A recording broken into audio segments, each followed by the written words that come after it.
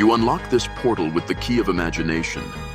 Beyond it is another relay, a relay of sound, a relay of sight, a relay of mind. You're moving into a dimension of both shadow and substance, of things and ideas. You've just crossed over into the SegWit zone.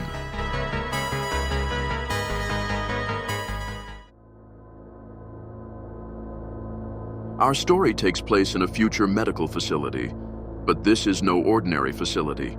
It is one that only the rich can afford. Henri Etienne has been bedbound for the last 36 years, ever since a tragic car accident that has left him in a coma. With the advancements in science and technology, the neuroscientists and specialists have been able to bring Mr. Etienne out of his vegetative coma and into the realm of short-lived wakened states and senseless responses. Like clockwork, we once again find his 3 children gathered in the viewing room that overlooks his barren realm of non-existence, where Mr. Etienne lies with cold, fancy technology connected to his head. Richard, eldest of the 3, motions for the doctor to step forward with a wag of his finger. He takes a tired and annoyed breath before beginning his routine questioning. How much longer is this experimental technique going to take, Doctor? Every month we run your mind raper system is another million down the toilet. I need to see results and I need them now. The doctor pushes his glasses up on his nose before responding. It's called a mental state compiler, and as you already stated, it is indeed experimental. There simply isn't any existing data for us to draw any projections with. Given your father's state, I'm amazed he has been able to maintain steady brain activity for so long.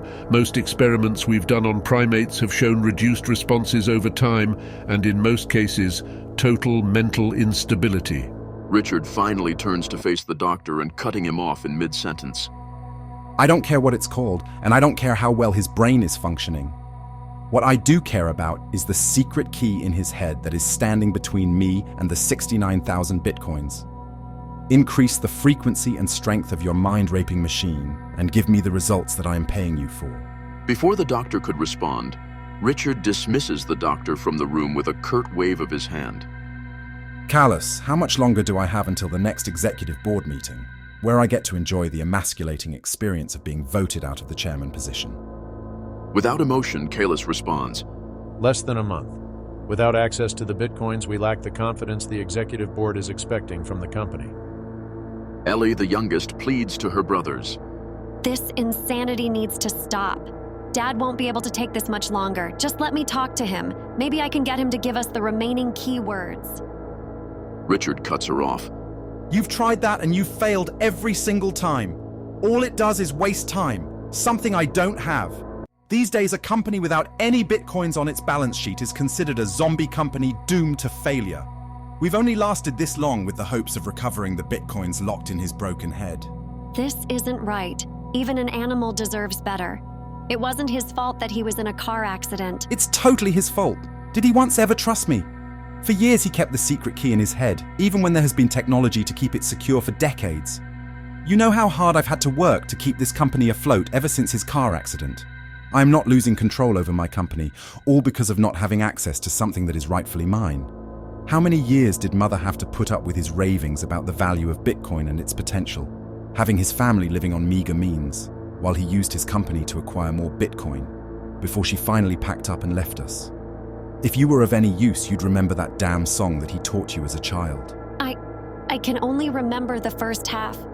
Tears of frustration and helplessness trickle down Ellie's cheeks as she looks on into the cold, lifeless room where her father lies. He was always good to me.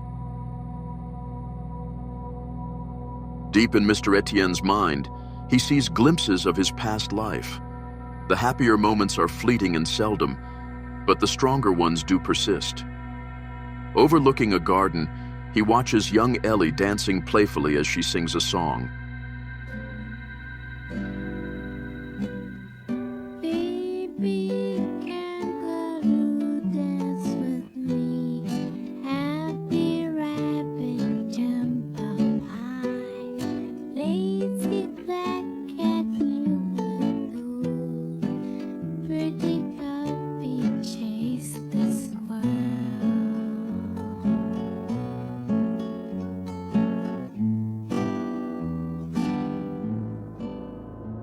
Each time the memory fades from his mind before the song completes, and his lips murmur, Sing for me, Ellie.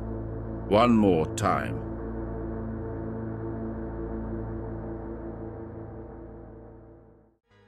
In a world where value is distorted, where the words family and love mean different things to different people, where accidents happen and mistakes are made, Henri Etienne continues to live out his meager existence, strapped to unrelenting technology that endlessly plunders his mind for fragments of a lost key, a key that he cannot recall, a key that his estranged children seek but cannot get.